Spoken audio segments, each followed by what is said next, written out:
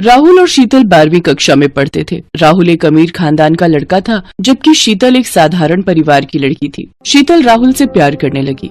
राहुल, तुम जानते हो मैं ज्यादा पैसे वाले घर की लड़की नहीं हूँ। तुम्हारे पापा मम्मी आगे चलकर शादी के लिए मान जाएंगे ना?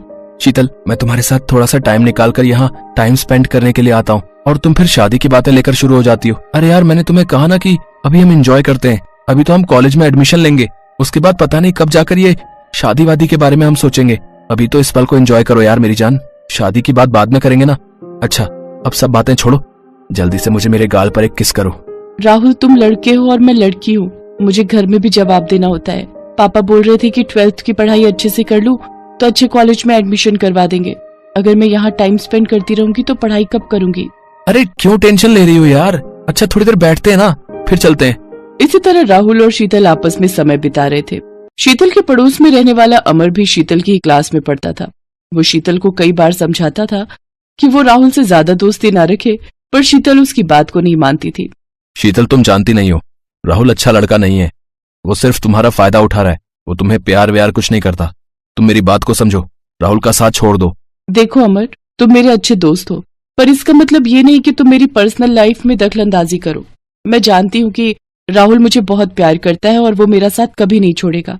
उसने मुझे पहले ही कह दिया है कि वो आगे आने वाले टाइम में मेरे से शादी जरूर करेगा। और हाँ, तुम्हारी जानकारी के लिए मैं तुम्हें बता दूं कि मैं कल यानी कि करवा चौथ पर अपने होने वाले पति राहुल के लिए व्रत भी रखने वाली हूँ, समझे?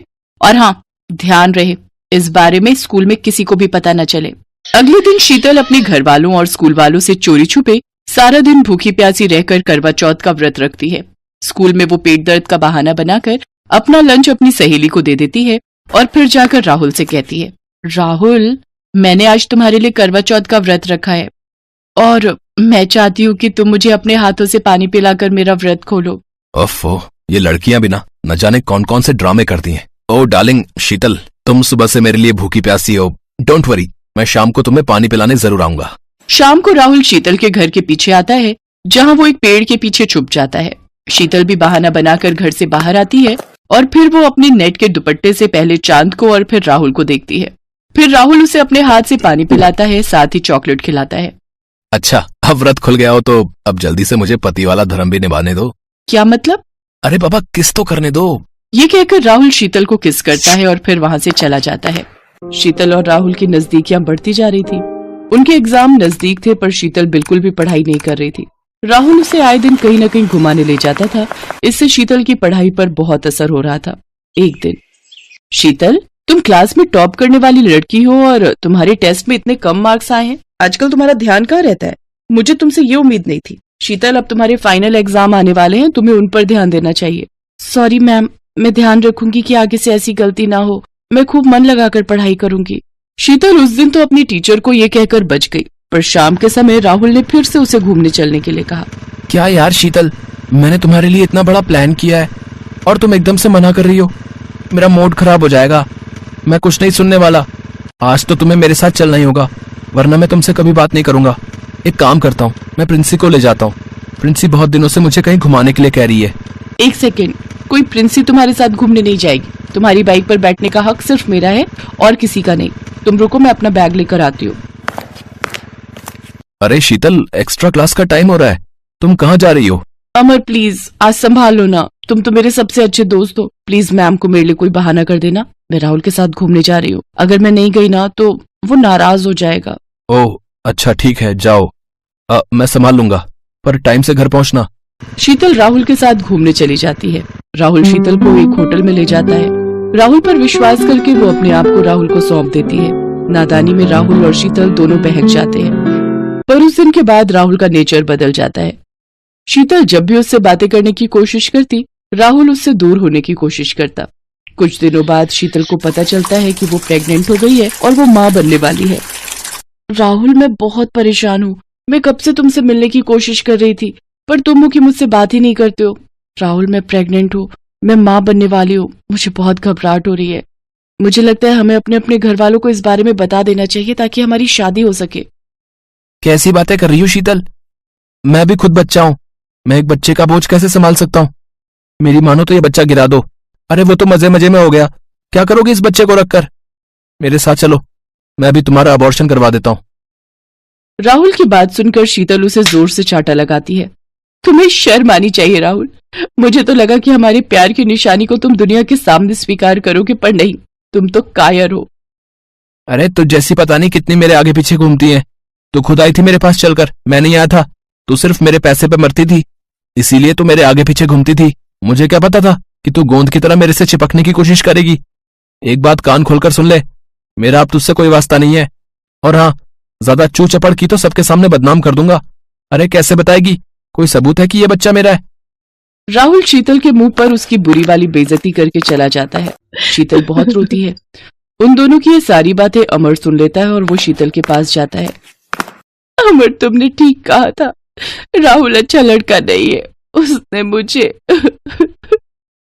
बस शीतल, मैं सारी बातें सुन चुका हूँ। मैं चाहूं तो अभी राहुल को सबक सिखा सकता हूँ, पर मुझे तुम्हारी चिंता है, मुझे तुम्हारी इज्जत की परवाह है। मैं जानता हूँ राहुल कितना गिर सकता है।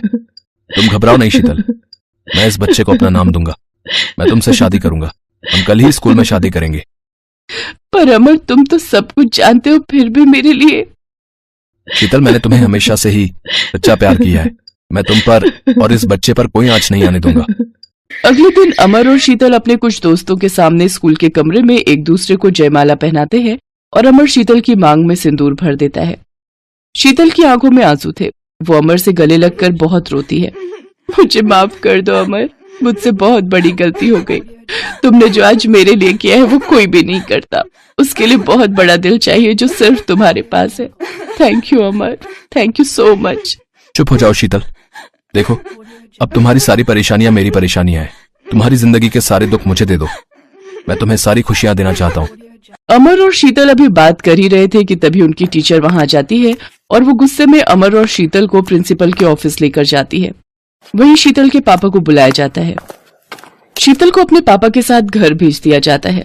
वहीं शीतल के पापा ने अमर को बुलाया और उसे जोरदार चांटा लगाया। देखा कल्याणी, तुम्हारी बेटी स्कूल में ये गुल खिलाती है, इस लड़के के साथ शादी की है। मैं तुझे जिंदा नहीं छोड़ूंगा। सुनिए, मारिए मत, अब ये आपकी बेटी का पति है। पापा, अमर को मत मारो, अमर की इसमें कोई गलती नहीं है। मैं आपको सब सच बताती हूँ, प्लीज पापा अमर को मत मारो। शीतल अपने माता पिता को सारी सच्चाई बताती है कि सारी गलती उसी की थी। अमर ने अपनी दोस्त का साथ देकर उसकी इज्जत बदनाम होने से बचाई है। उसके होने वाले बच्चे को अपना नाम दिया है। शीतल के पिता अमर को गले से लगा लेते हैं। अमर बेटा, मैं तुम्हारा कैसे शुक्रिया अदा करूं? उस राहुल को तो मैं जिंदा नहीं छोड़ूंगा। तभी राहुल के पिता उसे लेकर वहां आ जाते हैं। शीतल, मैंने मम्मी पापा को सब सच बता दिया है। मैं तुम्हारे बिना नहीं रह सकता। मैं तुम्हें और हमारे बच्चे को स्वीकार करता हूँ। शीतल, मुझे माफ कर दो। तुमने आने में बहुत देर कर दी राहुल। अब मैं अमर की पत्नी हूँ और ये बच्चा भी अमर और मेरा है। तुम यहाँ से जा सकते हो। जीती रहो बेटी। मैं जानता हूँ मेरे बेटे राहुल ने तुम्हें खोकर दुनिया की सबसे बड़ी गलती की है। खुश रहो बेटी। राहुल वहां से शर्मिंदा होकर अपने पिता के साथ वापस लौट जाता है। अमर शीतल के प्रति अपनी सारी जिम्मेदारियां निभाता है और वक्त के साथ साथ सब कुछ ठीक हो जाता है। दोनों एक दूसरे का साथ पाकर बहुत खुश थे। दोनों एक साथ अपनी पढ़ाई भी पूरी करते हैं। शीतल अपने बच्चे को भी संभालती है।